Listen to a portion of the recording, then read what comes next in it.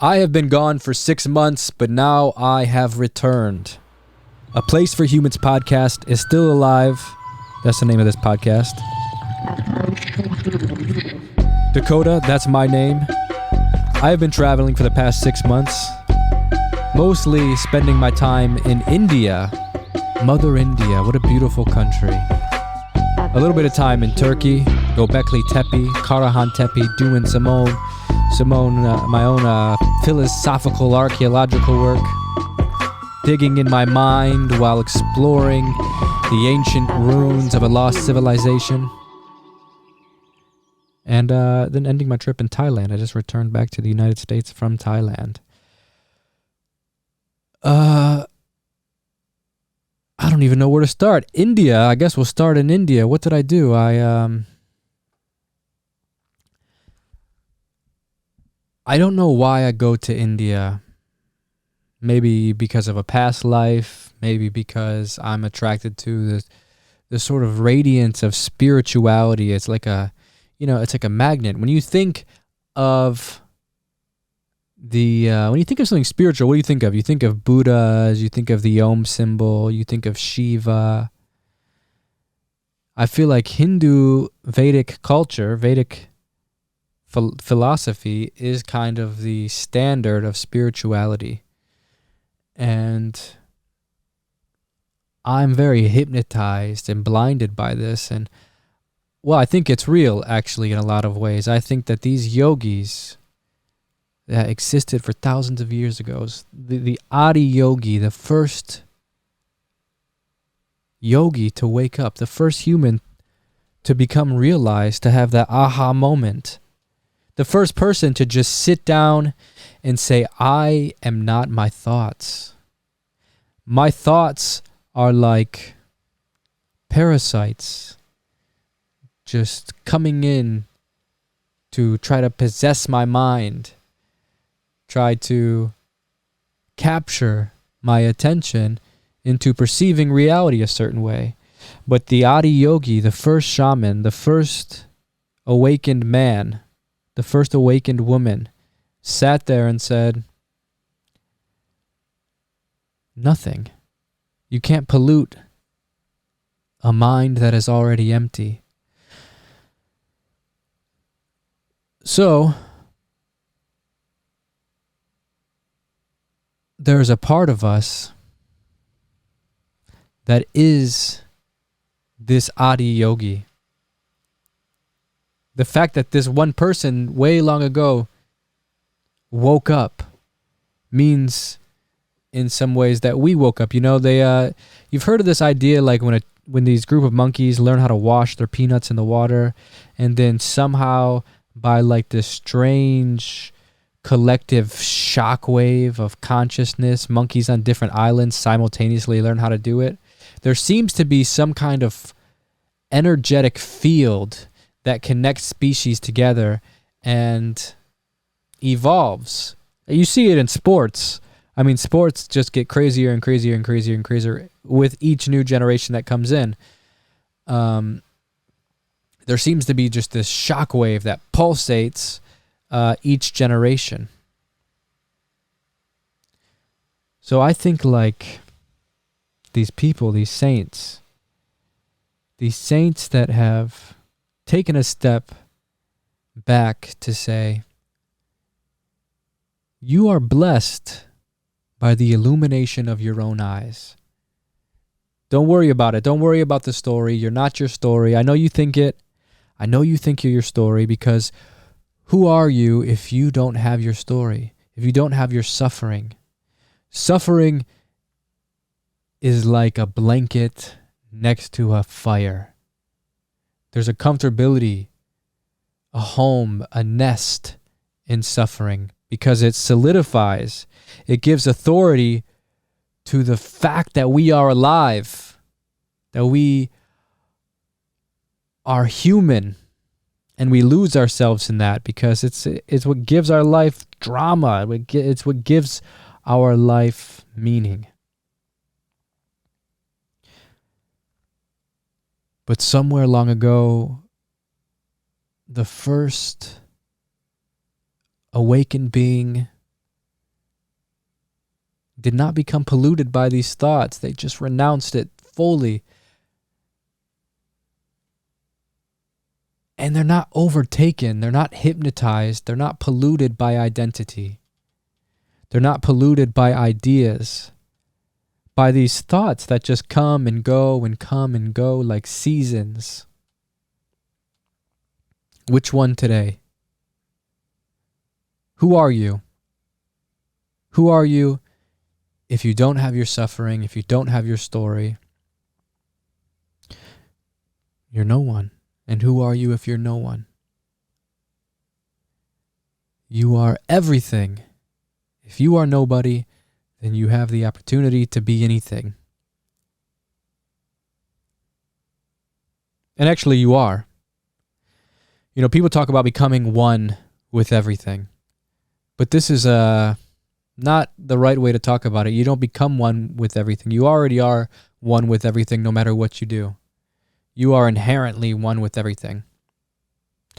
Anyways, I've always been attracted to these ideas, sort of magnetized and pulled to these sort of spiritual ideas because there seems to be a truth to it. There seems to be a concrete, solid thing there for me to take shelter in, to take faith in, spiritual faith. I have faith that I'm a part of something, and this thing that I'm a part of is a mystery. It's not Jesus, it's not Buddha, it's not Krishna or anything that has a form. But what I'm a part of is something so beyond that there's no words to describe it. And actually, you're a part of it. And when I walk on the streets sometimes, when I'm aware enough to have this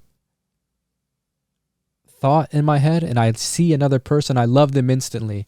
No matter what they're up to, no matter what kind of person they are, I look at them and I see their eyes, the illumination, the divine illumination looking back at me, and it's just like we are in this fishbowl together, this fishbowl of mystery.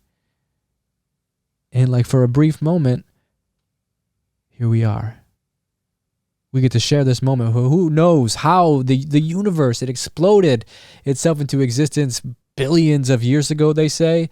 And for some weirdness, all this little stuff happening, atoms coming together and it's moving so fast. It's actually 99.9 empty space, but it looks solid. And fast forward all the way.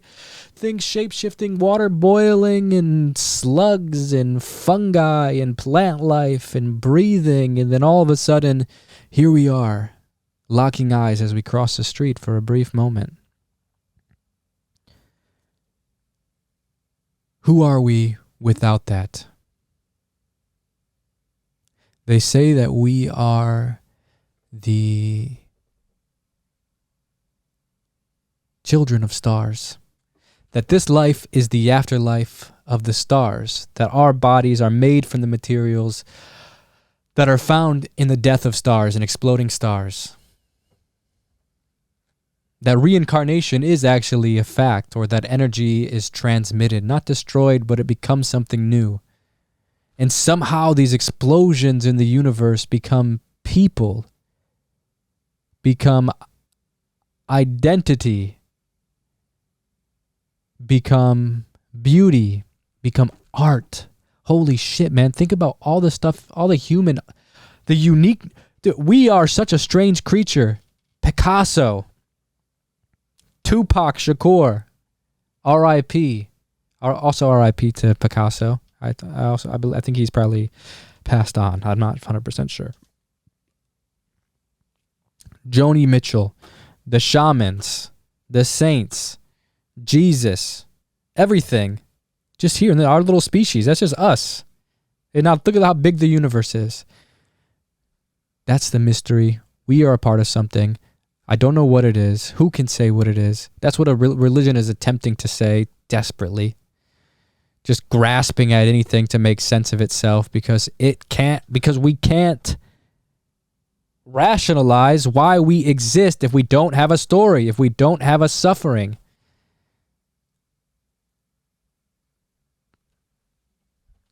We go to such extreme lengths to distract ourselves with so many problems, and instead of just letting it all go, baby, relax, man, relax. It's all good.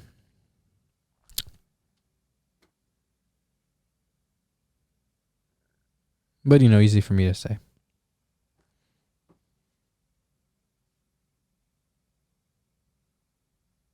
So I'm attracted to this. So I go to India because I feel like India, man, these guys know something. And you walk through the streets of India, there's trash everywhere. There's cows and cow poop and people pissing and spitting and honking. And it's just, God, it's overwhelming. But then in the midst of all this chaos, you just like see people bowing to statues of Shiva or Krishna.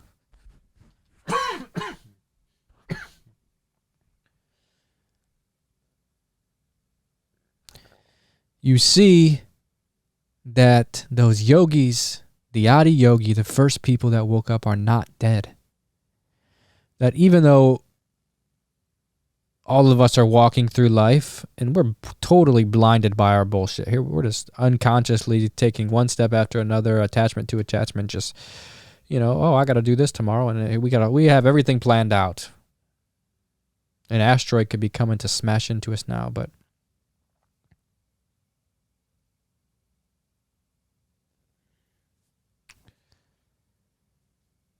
I don't know, I love that statement. I don't know, but I really don't know. Those yogis are still alive. And every time we get those little brief moments of us, even if it's just a bow, if it's just a quick recognition of the divine, of God, whatever way you want to see God in whatever is helpful for you. God is everything. So it doesn't matter what your symbol you use for God, it's right, because God is everything. So there's no way for whatever you conjure for it to not be some representation of God.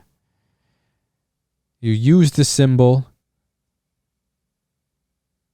to become the symbol. This is a deep meditation that very basic that you'll learn if you start learning a meditation, is that you meditate on an object. Your breath, an object in the room, the center of your forehead, a mantra. You meditate on an object. And this object, this point that you are meditating on, will sort of take all those thoughts and just singulate them to one point of awareness. And that one point of awareness just eventually pops. It just pops, and then all of a sudden you are in the state that is known as meditation. And actually, it's kind of funny because there is not like a meditation. Meditation is just concentration. But there is a state, there is a concentrated state that you reach when you are absolutely focused. Mastery of the mind. We go through life and this body just controls us. We eat like shit. We get ourselves into toxic situations. We know when something's not good for us and we don't change. This mind controls us. Our desires, our appetites absolutely control us, and we are weak. 10 minutes out of a day. 10 minutes out of your day. Think about all the shit you do in 24 hours of a day. You're in bed, eating snacks, brainlessly scrolling through Instagram, checking new Snapchat filters, talking shit with your friends. 10 minutes out of your day, if you just sit down, close your eyes, and try to focus for 10 minutes. 10 minutes, and it'll change your life. Do this every day, 10 minutes. You'll be instantly, 1 week, 2 weeks, you'll notice immediate results. Whenever you can, morning, middle of the day, after dinner, before bed, 10 minutes. Dedication, focus. You'll instantly notice that you're going to be less reactionary to situations in life. You're going to start to realize your potential. You're going to start to realize how cluttered your mind is, how filled with BS that your mind is. You just have stupid thoughts. It's not just me. I know it's not just me, but it's also me. So when you have stupid thoughts, remember it's also me, and it's also everybody. We all have such stupid thoughts. The monkey mind. So, like the symbol of Kali Ma, you know, she's wearing this like a necklace of human heads. These human heads represent these personalities: anger, hunger, happiness, lust, greed, all the daily emotions that we flow through. And she's wearing them as a necklace. When she has those attachments come up, she takes out her sword, chops its head off, and looks at it like jewelry, as like an accomplishment, a victory, a symbol of transcendence, that like, I'm not this temporary blip of emotion that I feel in this current moment, nor am I the one I'm going to feel in the next moment, or an hour from now, or tomorrow, or whenever something tragic happens in my life, or something crazy beautiful happens in my life. I am not the overwhelming emotion I feel in that moment. This is what is called Maya. This is what's called getting high.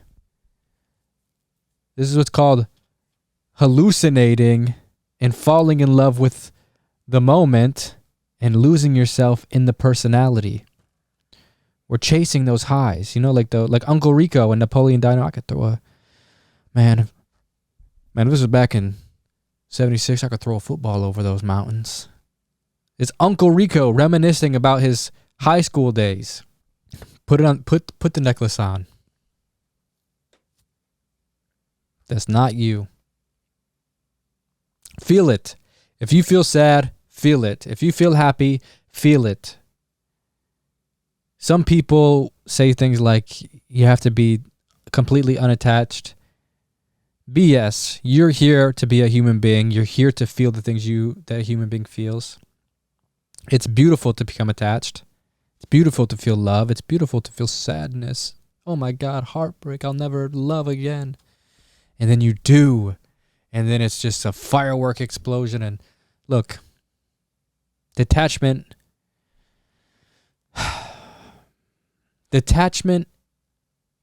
is a truth. Nothing lasts. Your whole story is the spark of the Big Bang happening. The Big Bang happened. You can imagine this explosion. There's sparks. I guess it wouldn't actually be that because there's no space is a vacuum. But just for visualization, there's just sparks flying, right?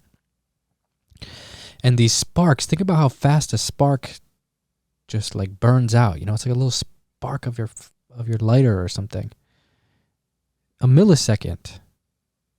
Our lives are the flash of a cosmic millisecond spark. Right now, you, me, all little dramas in our life, it's all just like a millisecond in the scheme of what we are a part of. In Hinduism, in India, the people that really get it say, Drop that idea, man. It's not you.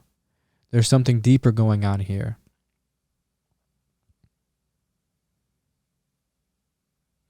But it's like at the same time, play the game, who cares? So anyways, I like to go to India and I like to play around with this idea and I like to challenge myself and I like to fight with my ego and what is spirituality, what is not. Everything is obviously spirituality. Then why am I climbing the mountaintop for? But it's like, yeah, but I know the slums are also spirituality, but the mountaintop at the sunset is so much better. But just be here now, man. There's just such a battle. Such a battle with spirituality and the spiritual path. But I guess it is all perfect and wherever you're at is cool. But there is just something nice, man. There's just something nice about being in love and just on a mountaintop with a joint. So I went to India. I met this group of tattooed people. I call them the tattooed Hindu rebels of India. And this is group of sort of tribal people living out in the jungles or countryside, the rural side of Chhattisgarh. It's not a very big tourist state in India, but it's a very interesting, beautiful state. And these Ramnamis, which is the name of their tribe, the name of this group of people, community, Samaj, they are, in India there is what's called the caste system. I don't know much about it, but the caste system, from my understanding, is that there are social roles in which your family is naturally born into. You're born into this social role based on your family's caste. The Ramnamis were not allowed to enter temples because of their low caste. They none of them really knew how to read. They're mostly kind of farmers, and this is their job, is to maintain this lower end of society, which is, an important role to keep things going. But this group, out of all of India, began to revolt. They began to learn how to read. They said, you know what, the temple, you're not going to let me in the temple? Well, guess what? The temple is not in walls. God is not in walls. Ram, which is the name of God in India. Ram Nam, which means Ram's name, the name of God, is not inside of a temple. My body is Ram. I am the name of Ram. This is where they got their name, the Ramnamis. And the older generation tattooed Ram over and over and over again, all over their entire bodies, over their head, their eyelids, their hands, their waist, every place you can imagine. Ram, Ram, Ram, Ram. And they started their own sort of community, and it's very unique in India. These guys are there's not very many of them, maybe 1,000. And out of that, the tattooed ones are 100. So it's very beautiful and rare opportunity I got to spend with them.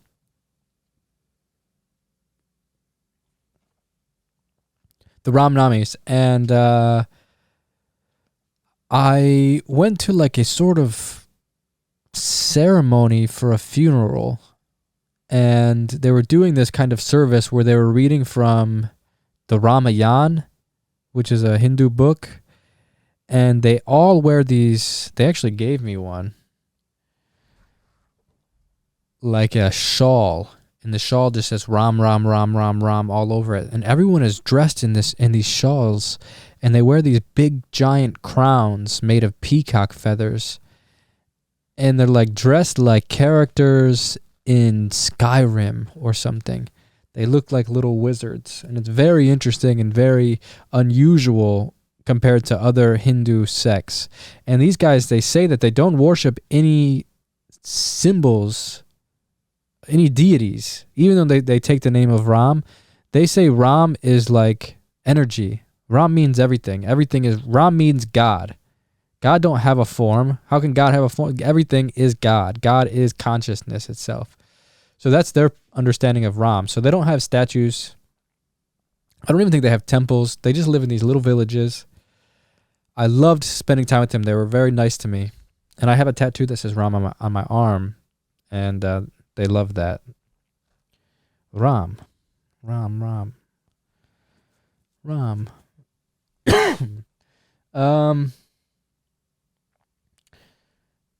From the Ram Namis, I went to meet.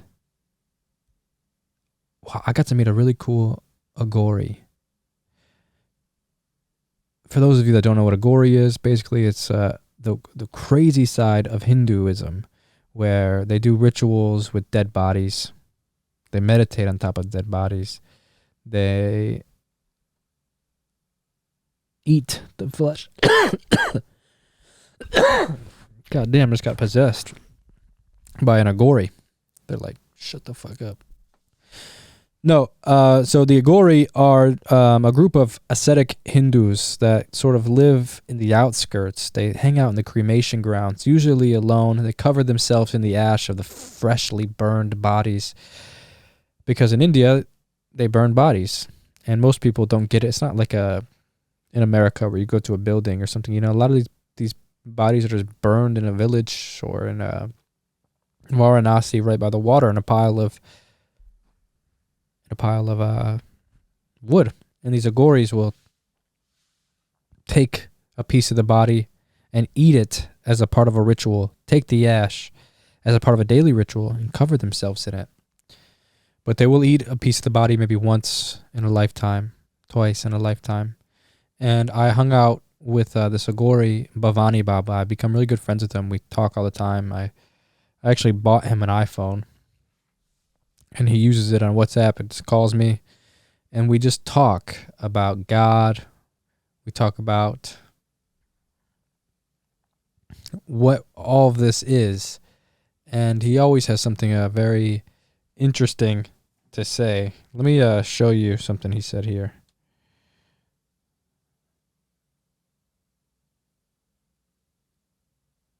Bhavani Baba. He is a good friend of mine. Now, we met just by like strange circumstances, you know, just me traveling around. Where was I? I was in Hyderabad, which is the most bizarre place, but there's a new Aghori temple in the outskirts of Hyderabad.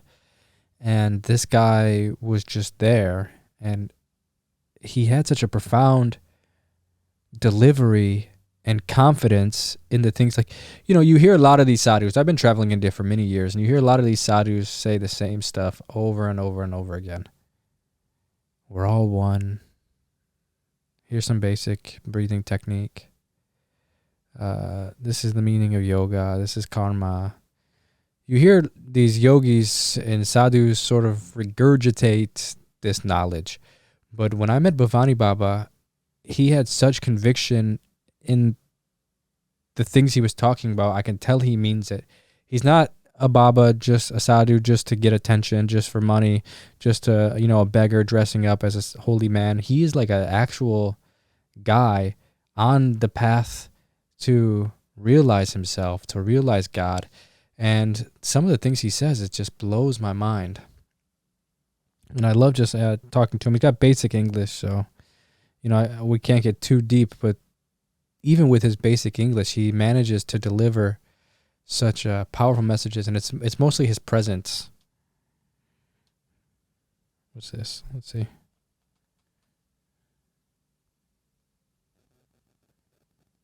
Aghori means power. Aghori means power.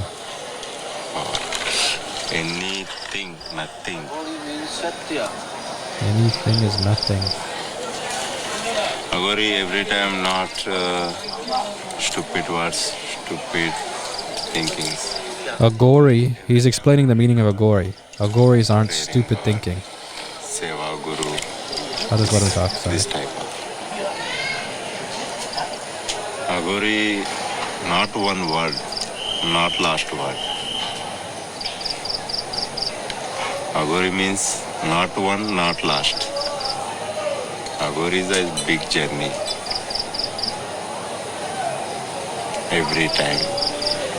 This body sacrifice, after new body, last Aghori. I think right there he's saying you get a new body, And then, it recycles, you get another body. And then the last body is an Aghori. It's the last body you take before you go to God. The Aghori, it's interesting. The name Aghori in Hindi or Sanskrit means beyond terrible. And what it means is that, like, there's nothing terrible. If everything is God, how can anything be terrible? Oh, you think this is gross? You think dead bodies are gross? You think, yeah, we naturally feel these things. But that's my ego. That's my ego that says, yo, this is gross. Get that away from me.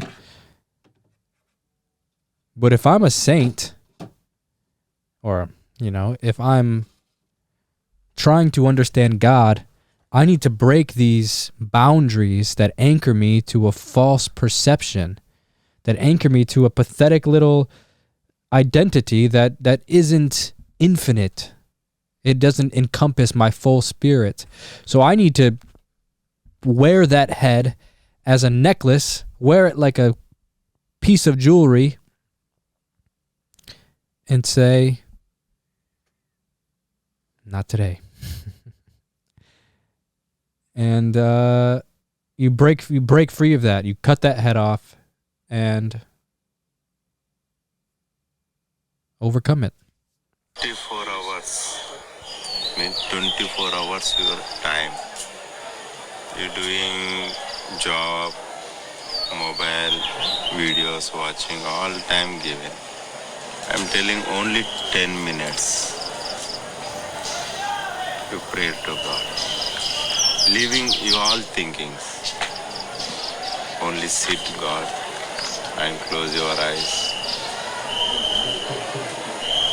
Only see God. No mantras. You see only God. Close your eyes, but you seeing God. Leave it. Any work, wife, kids, all leave it. Job. Only 10 minutes. Not 1 hour. You do 10 minutes. You realize that what God. God means what miracle.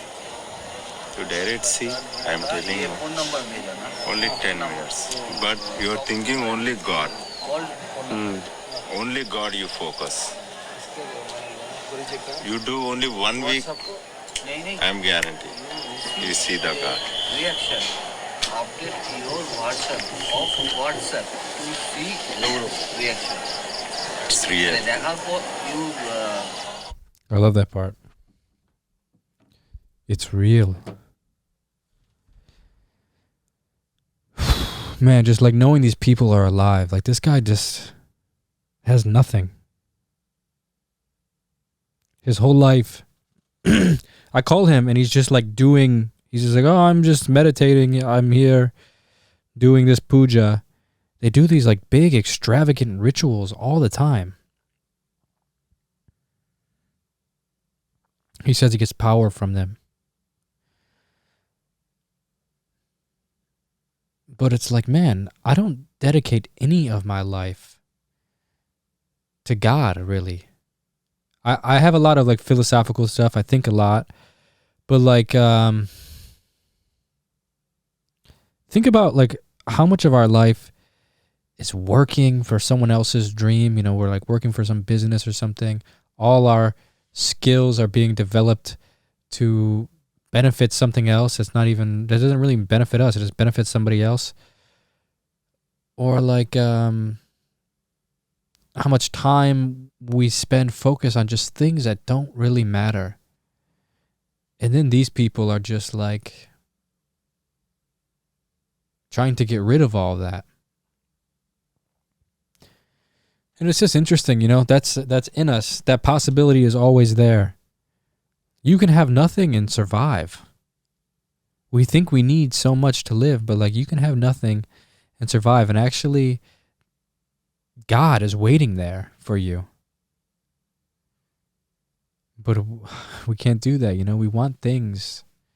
We want a beautiful life. We want to eat amazing food. We want a nice home with cool things, with PlayStations and VRs and iPhones and Netflix. And God is cool with it, you know. He's like, here, you want that? Here it all is. It's a buffet. Enjoy. But like it's spiritual to break that cycle and just need nothing but what you already have. To say like, I'm good. I have everything I need. Everything I need exists within me because the universe is perfect. I'm not this body anyway. I am. How can I be? To bring it back to that point, I'm a little stoned, so I keep kind of losing my thought when I'm going on tangent. But to bring it back, those little sparks of the Big Bang, our whole lives are happening in those sparks. And fuck, I forgot my thought again. God damn it. It's just, I had some point with the sparks.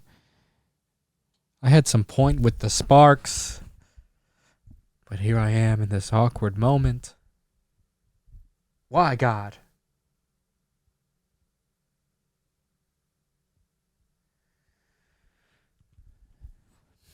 We are equally the conditions that made the spark possible as we are the spark.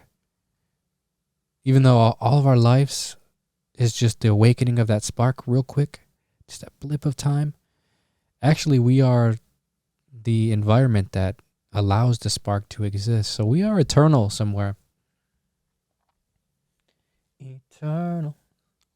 We are eternal somewhere, baby. And I think that's what people mean when they say, like, we are God, or you are God. It's not that, like, you can control the weather with your hand, or you can read minds, or make someone fall in love with you.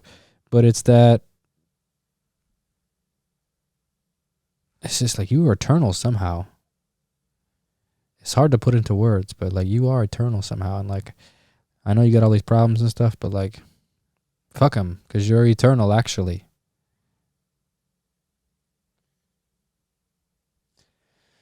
So the Ram Nami funeral was interesting. They were singing songs and dancing around. I think I have some video actually. Let me see.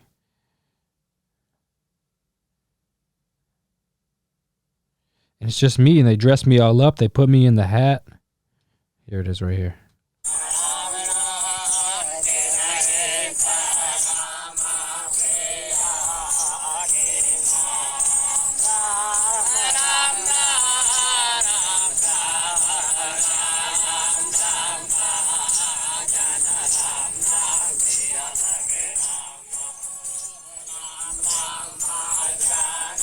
You see what I mean? Like look at their big hats and the like the clothes, man. It's so interesting. Ram Ram Ram. Truly incredible. I love these little just blips of life that happen like that.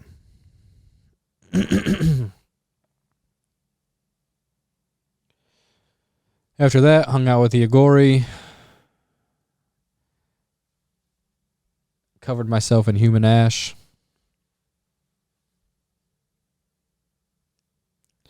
Then I went to Turkey.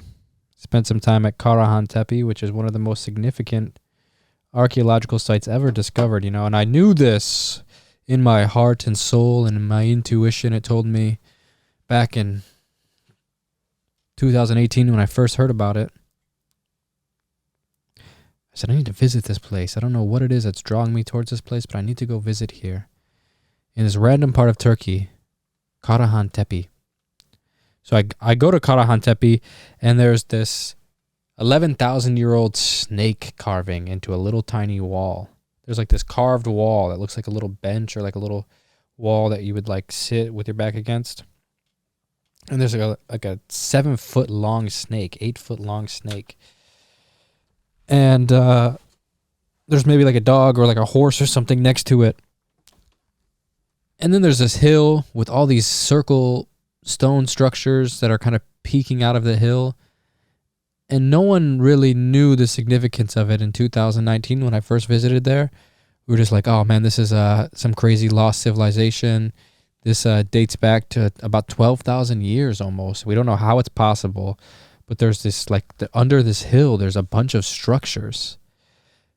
And I was just walking around, all this incredible stuff. And then fast forward 2022, which is now, they have found so much stuff there that it's like mind-blowing. This is a lost civilization at the end of the last ice age, building incredibly unique structures. They're almost ominous and spooky. It's these human heads and these giant pillars with animal carvings and leopard bones and just unique, very, very unique, intricate, just stone arrangements. It's like we didn't even think it was possible. Some of these stones weigh 15 tons. That's like thousands and thousands of pounds. And they're like lifting them and erecting them into these standing circles, which some people say have astronomical alignments. It's insane. Karahan Tepe is a site that should not exist, but yet it exists, and it's forcing us, all of historians and textbooks that are now in high schools and stuff like that, it's going to have to be rewritten. It's time for us to acknowledge that everything we knew about history was wrong, because here it is. Tash Tepeler, Gobekli Tepe, Karahan Tepe, Sefer Tepe.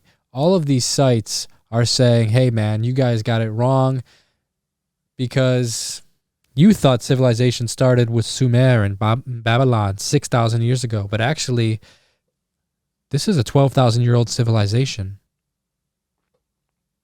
And it goes on for miles in every direction. This is a super civilization with incredibly advanced knowledge of mathematics, with incredibly advanced knowledge of art and culture and social identity and roles and a food source to build all these structures.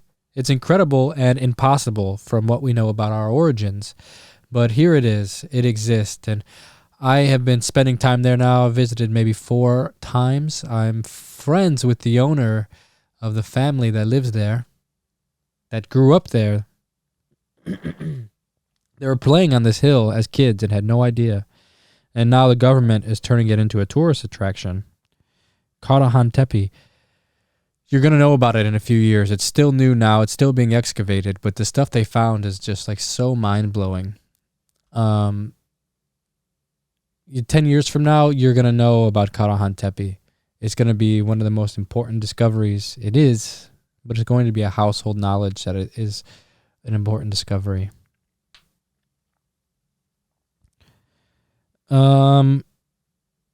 What else? Karahan Tepe seems to be a leopard. Something that has to do with a leopard. You know, they found leopard bones there. They found carvings of leopards, of these men carrying leopards on their backs. I don't know what it means. Obviously, no one knows what it means because they're 12,000 years old, and how could we ever know? But to me, what this place seems to represent is like a hunting post. This is what my intuition says. This place was a hunting post, and the most fierce predator outside the human in the area would have been the leopard. And these statues of men carrying leopards on their backs are symbolic to say, like, man's dominance over the most fierce predators. That's why the leopard bones are found there. That's why the leopard carving is there. And even some of the statues, it appears that they are wearing leopard skin clothes. So to me, this is like saying, this is man's dominance over nature. And each pillar, believe there was 18 pillars found in the main enclosure of Karahan Tepe, and that each had a human face carved into it, making archaeologists think that this place each of these probably represent a person. I think that it was a rite of passage And maybe these people represented people that killed leopards. These are some of the best hunters, and they're being deified here, maybe for accomplishing something so incredible. Maybe these are lineages, tribal lineages, some leaders, 18 generations maybe. Who knows for sure? But it's all interesting to think about, and I have a very personal connection here because I've watched it go from being nothing to being something incredible. All these pillars and stuff like that. And actually, if you want to go see it, I'm doing a retreat. I have special permission to visit this place. It's not even open to the public yet, but I've got special permission to visit this place, and I can take a group of 10 people there, and I am taking a group of 10 people there. March 10 to 16th of 2023 and March 20 to 26th of 2023. I'm taking a group of 10 people to this area of Turkey, and we travel around and go to all these incredible places: Gobekli Tepe, Karahan Tepe, Mount Nemrut, Sagmatar, incredibly ancient sites from the Bible and even more ancient. It's a mind-blowing retreat. We go like on a boat and this amazing river, and it's really packed, a really adventure-packed week. And if you're from Europe or something like that, flying into Istanbul, into Şanlıurfa is pretty cheap. Or if you're from the United States, it's worth even just buying the ticket because this is a once-in-a-lifetime opportunity. You don't find retreats that tailor this kind of experience. This is a personal thing I've done a lot, and I just know it's amazing, and I want to share this with somebody. And it's actually being organized through the government of the city itself. So they are fully organizing everything, and you work with them directly. So everything is special access, and it's fully catered and safe because it's like the government's got our back. But 2 weeks of 7 days retreats. You can come to one of the weeks. It's $1,800 US. What's required is a $500 non-refundable deposit, which is required as soon as possible to secure your spot. You send me an email, dakota@dakotawent.com. dakota@dakotawent.com. Say, hey, I'm interested in coming to Turkey March 10 to 16th or March 20 to 26th. That's 7 days, 6 nights. I'm interested in coming. I have my $500 deposit. And you secure your spot. Boom. Then you're coming. And you owe the rest of the money on the first day of the retreat. So you don't have to pay it all right away. You have a lot of time. It's August now, August, September, October, November, December, January, February, March. It's 7 months to save up the money to pay for the rest of the trip. It's going to be amazing. I did 1 week already of this retreat, and it was amazing. I really, really would love to show you this. And, we get to hang out. Me and you get to hang out for a week with a small group of people. And we get a little bus. We hang out, talk about the mystery of the universe while we're looking at insane archaeological stuff that you'll probably never have the opportunity to see. Obviously, unless you go by yourself. This is a really great opportunity for women and solo travelers that maybe wouldn't never go to this place by themselves. It's way safer to go in a group, and it's pretty safe to go by yourself too. I've never had any issues. But if you feel more comfortable going in a group, and maybe you're a solo traveler or a woman or a solo traveling woman or solo traveling man or solo traveling whatever, you come and we'll make sure it's safe. Bada bing, bada boom. What else? I love Karahan Tepe. For me, it's so amazing to get to see this, and especially to get to see it in this early stage before it becomes a tourist destination in 2 years. It's a blessing for those guys that are coming on the retreat with me to get to see this, because when you're old and Karahan Tepe is like the pyramids and everyone in the world knows about it, you're going to be like, damn, I went there. I got to touch that. Because in 2 years from now, it's going to be totally off limits.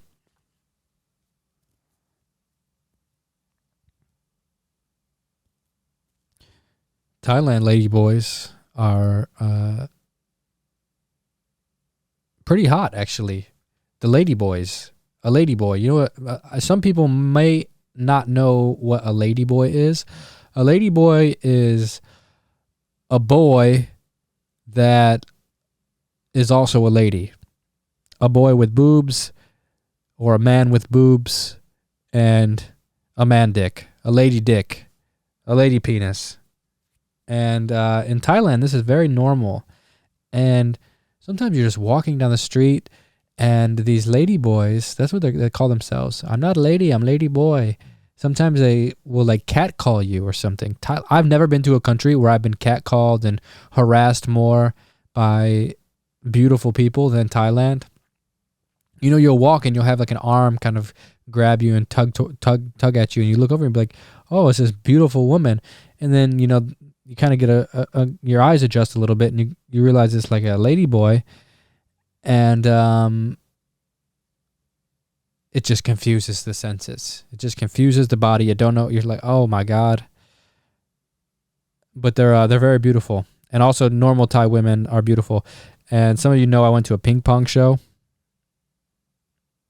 A ping pong show is a place in a little bar where there's girls dancing in the center on this stage.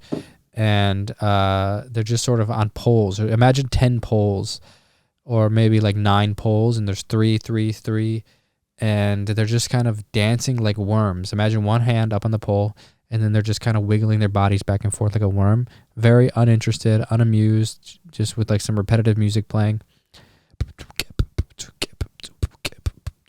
And then there'd be a voice that comes on that goes, lady pussy, ping pong, 5 minutes. Lady double pussy, ping pong, 5 minutes. And then a lady would come out. A woman, another confirmation, good sign. A woman would come out, and she would hand you these paddles, ping pong paddles. And she's naked, by the way. Her boobs are out. And you say, oh my God, what's happening?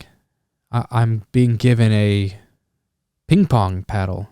I don't know if this is for defense, for props, for looks. What is coming in my life soon? They bring out like a therapy chair or like a sort of dentist chair that can, you know, the back can be adjusted, this chair. And the lady sits there and she puts her legs up, maybe like it's a gynecologist chair or something. She gets her legs up like she's, you know, got her legs towards the sky and her back down. And her vagina is just staring at you like Mordor from Lord of the Rings, just like a fiery hole in some distant horizon. And you're in shock. You are in shock, so you don't really know what's happening until it's too late. And I got these ping pongs just start shooting out of her lady pussy. Like, it's like a lady pussy cannon. And you really do have to defend yourself because these things shoot at you. And you get, right in the chest, and it just falls down your chest. I got hit in the forehead. And they're all wet and disgusting, and it's got this like sort of sluggish slime. You know, like when a slug is slowly making its way across the ground and it leaves this residue behind itself. It feels like these balls were coated in that, these ping pong balls. And this lady is just, and you're like, oh shit. Oh fuck, you gotta like the bah, bah, bah, bah. And then you get hit her back with one. Oh,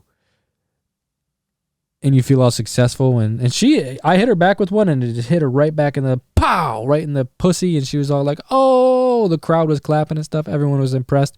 I don't know, people must not hit it back at her, but it's like, seemed like I was like, honestly, like I was in hell defeating a giant demon. But anyways, then they do this is a big show in this bar, and it goes on for about an hour. Ping pong lady defeated. She leaves. Ping pong pussies. Sorry. Lady pussy smokes cigarette. That one was impressive. A lady comes out and smokes cigarettes with her vagina. Is blowing out smoke. I didn't know it was possible. I saluted soldier. Good job. That one was impressive. Lady Pussy writes letter. They write happy birthday or like your name or whatever you want, you know. Dear Mr. President, you know, welcome to Thailand. Anything you want in a letter, these ladies write it with their pussies. And this is the term that they referred to it there. Lady Pussy. And they talk to it on Lady Pussy. Lady Pussy magic razor. 5 minutes. Then they do the rate. This is where I was like, okay, I got to get out of this place instantly, because if I don't, I'm going to have some sort of trauma, because this woman is pulling razor blades out of her vagina. This is when you know it's time to leave. So Bangkok is crazy. Left that place. It's like Sin City, Sodom and Gomorrah. Is like, man, it's just like a beast of a place. I did have a little bit of trauma of that razor blade thing. I'm not going to lie. No blood or anything. I don't think it was real razor blades, but like just still, man. Jesus.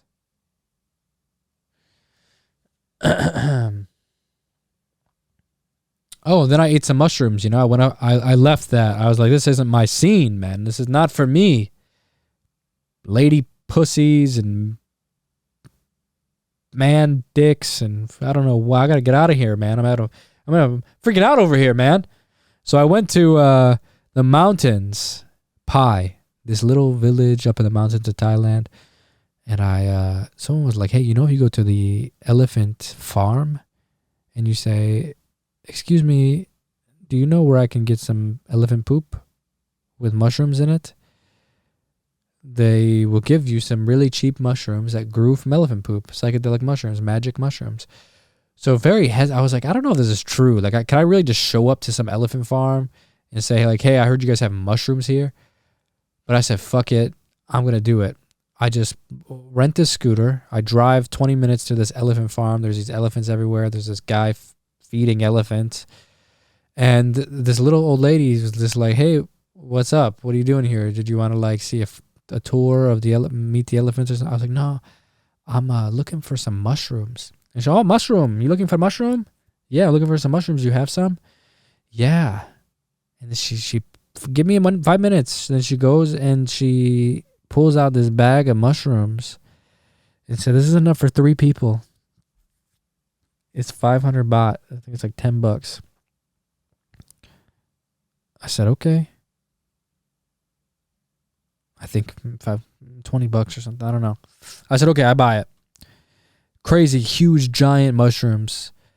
And I ate them and it was incredible, you know. It was just like a very spiritual, very beautiful, very geometric, very humbling, very it's crazy, you know. Mushrooms. One thing I took out of this was like I can look in my sober state of mind, I look at this wall and I see a wall. But when I'm in the mushroom state of mind, I see a million things. And they're all happening at once as like potentials. And it's all so intricate and so complex. And when I look at it now, it's just a wall.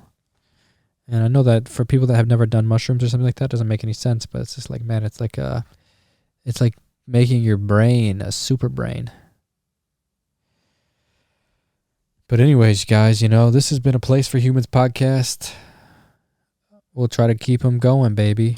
Follow me on Instagram, Dakota Went. Make sure to click subscribe. Go to iTunes. Follow me at iTunes, A Place for Humans. And click subscribe on YouTube. Turn the notifications on. And just keep it real. I got a lot of stories to tell, man. A lot of crazy videos to upload on YouTube. So if you want to see some of these stories actually in video unfolding in real time, turn on notifications so you don't miss them.